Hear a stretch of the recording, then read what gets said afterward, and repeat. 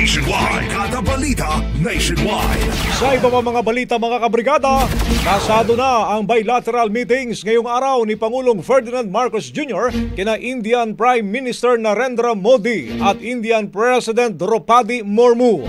Batay pa sa schedule ng Pangulo, nagsimula ang kanyang opisyal na aktibidad alas 9 ng umaga sa India, pasado alas 11 ng umaga naman oras dito sa Pilipinas.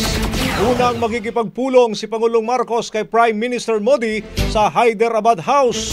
Samantala, pagkatapos ng meeting, ipepresenta ng dalawang leader ang mga kasunduang nilagdaan ng Pilipinas at ng India at susundan ito ng isang banquet luncheon.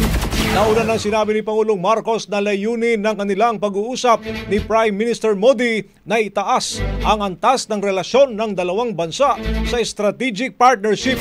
Kabilang din daw sa mga isinusulong na usapin ang mas malalim na kooperasyon sa depensa, kalakalan, turismo at kalusugan.